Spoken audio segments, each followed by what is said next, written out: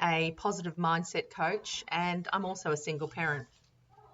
And I'm coming in here today because this is actually a new coaching beginning for me. And I've done a lot of struggling in the past, and I want to sort of talk to you and sort of get your feedback actually about how you manage being a single parent.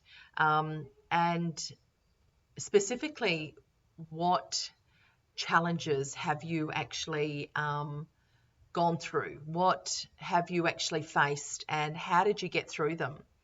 So, this is just the start. This is basically day one of my podcast. I've never actually done this before, so I'm very new at this, but I'm very passionate about helping other single parents, meet their challenges head on and move past them and become successful and with confidence and high self-esteem. When I became a single parent 14 years ago, it was never something that I ever expected would actually happen. I always dreamed that I would have, get married, have children, live happily ever after. And my castle fell down, and I think as a single parent, for me especially, coming from such a toxic marriage, I overcompensated with my kids. So I protected them big time, overprotected them probably. And I don't think I was a helicopter parent as such, but I think that I probably could have actually been a little bit harder on them. But coming from a place where my ex-partner was abusive, I didn't want them to be exposed to that anymore. So my biggest challenge was to actually be a parent and be that hard parent as well as that soft parent. And that was really hard. So I don't know how you guys actually, managed your parenting style after you got divorced or separated, or maybe you weren't married. Maybe you were in a partnership and you had a child, and your expectation was that your partner was going to step in and step up, but it didn't actually happen. And you bring all of those the negative that came from that relationship, and you bring it into your current situation as far as how you parent and how you show up in the world. So I don't know if this is actually landing for anyone, but my biggest challenges were my confidence and what I expected for my life and where I was. And it was really difficult. I was faced with having to go from a very large home into something that was really, really small. Even though it was really cozy, I found out that the kids absolutely loved it. They loved the fact that they actually, we were all together, and it was only a 2-bedroom, 1-bathroom home, but we were all together. So what I actually did, which really helped me, was I did a lot of self-development. I also made sure that I had a support system. So a support system was really important for me. Even when I was actually married, I made sure that I had a good support system as well. But especially once I'd actually got divorced, I needed that financially as well as emotionally, because as a single parent, you know that you are handling everything, especially if you have another parent that isn't present, that doesn't want to be present, and you're basically doing everything. So you are being the main caregiver of these children. And not only that, you're struggling with everything else that goes with becoming a divorced parent, all of the legalities, and then the financial struggles, and then not knowing who you are as a person. Your identity is completely changed. Everything's changed about what you thought where you would be. And it depends on your age too. You sort of might have these thoughts where, I'm actually 40 years old. I'm never going to meet anybody who is going to want to meet somebody who has children and has this type of baggage. But in that moment of trauma and of stress, nothing actually feels like it's working. And it's about stepping back and realizing that you are where you are meant to be, as bad as what it actually sounds. And I know that sounds really hard sometimes to listen to, but everything happens in life and there is a reason behind everything.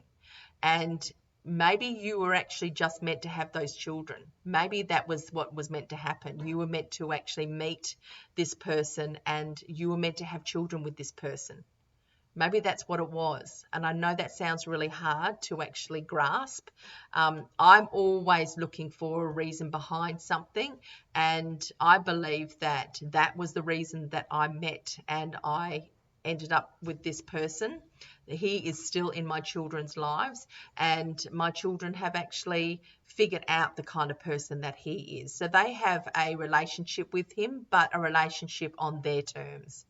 And I had no control over that in the beginning. And obviously, if you actually have come from a toxic background like I have with the actual history of my marriage, you're very protective over your children. So you will do anything to make sure that your children are safe. And if that means that that person doesn't get time until things are actually sorted in the courts, well, then that's the way that it is. And if other parents can't understand that, then that's their journey, not yours. You are a parent and you are parenting your children, you are keeping them safe. So don't ever think that you are doing anything wrong, as long as you're not manipulating and you're not doing it because of the hurt that you have from this other person. Your children are not your pawns. The children in the relationship have as much right to the other parent as what they have with you. But if you feel that the children aren't safe for reasons that you are aware of, then it's up to you to keep them safe until things are put in place that is going to make it a safe environment for the children. When they get older, they will make their own mind up. They will decide for themselves. Now, I actually had my children, even though I was actually in a domestic violent relationship, my children actually, one of my children went to live with their father. And I had no control over that. I wasn't about to actually stop him from doing that because that was his journey. And now he's actually come back to me. And he does have a few issues that I need to actually iron out, but so did the other two that I had because I've got 3 children. And it's about managing everything, and as a parent, you also need to take care of yourself, because without that self-care, you are no good to anybody. I've just realized this year when my kids are now, how old are my kids? 18 this year, 22 this year, and 23. And I had some health issues this year and I couldn't help my children. And it was just happened that one of my children was having issues as well, but I couldn't be there. I couldn't be there because I actually fell down because I wasn't looking after myself. So when I actually say how important it is that parents actually take care of themselves, it is so important. That's why you have a support system. That's why when you need space and time, because parent burnout is very real, when you need that time, you have to actually take it. And I know it's not possible for some parents because they don't have parents in the same country, their parents have passed on. Then you actually have a support system of our other things, like you might have childcare, or you might have a best friend that can actually help you. There is a way that you can actually get your self-care, self-needs met. As a single parent myself, I have been for 14 years, and I have been working on my self-development ever since I was 19 years old, and I'm 55 now. I have a lot of tools that I have in my toolbox. So I actually meditate every single day.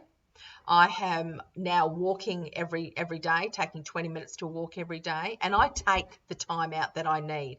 I set boundaries, really, really strict boundaries around what is important for me. And I understand that when some people have babies and little children, that they're not able to do that. But you can put things in place, like you might be able to put your child in daycare. That's your time. That's your time to actually for self-care, self-love, building your confidence and your self-esteem.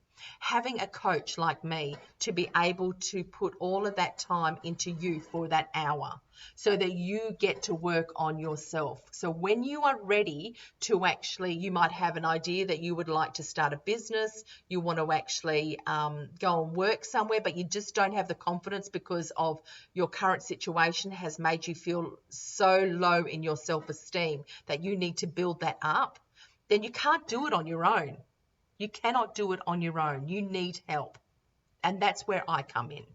I am a positive mindset coach. I have actually done a degree in psychology. I've done a counseling diploma, and I've also done a life coaching diploma. And I actually have practiced in life coaching. My goal was to actually be a life coach as opposed to a counselor and a psychologist, because I believe that we need to take action. Talking about things can only be good for so long. You can talk and talk and talk, but when you're talking about something all the time, you're reliving it all the time and you're bringing it into your present. You don't want to be doing that all the time. You want to be taking action so you can leave it in the past, deal with it, and move forward. And that's what I do. I help parents, single parents, with their self-care, to actually build your confidence, to be happy again, to actually know what your purpose is and to go forward, to set good goals that you actually can use and take actionable steps to get to where you want to go, and to get past those negative beliefs that keep you where you don't want to be. Single parents, we need to be independent. We need to have financial independence. I became bankrupt. Because I was actually taking care of the children. As a single parent, what I wanted to do was to actually create a program, a 3-month program that's 12 sessions, where people can actually really find out who they are, what their passion is, what it is that they want to achieve in their life, because it's almost like you get a second chance when you are a single parent. Discovering what your why is, how you can actually support you and your family moving forward into the future, is really, really important. And I was actually doing it over a period of time. You don't want to actually be working full time because you want to have children. You have certain specific things that you want to do, but you need to have that financial stability. And that's one thing that I found really, really important. And I know that it's something that, being in survival mode as a single parent, is scary. And actually knowing how to get out of that is a superpower, and it's something that you need to learn. So if learning how to be a single parent with a purpose and actually feel like you're fulfilled and you are happy every day and you're full of joy and peace, then I have, if you go to the link in my down below, there is actually a Facebook group that I have. It's actually emotional support for single parents. And in there is where I do a lot of my coaching. And you can also purchase a package as well through my Stand store, which I also have the link below as well. So I'm really looking forward to this journey and this adventure of this new podcast that I actually have. And it will forever evolve, I'm sure. But if you have any questions for me, please put them in the comments and I will get back to you straight away. Otherwise, I will see you again in the next podcast.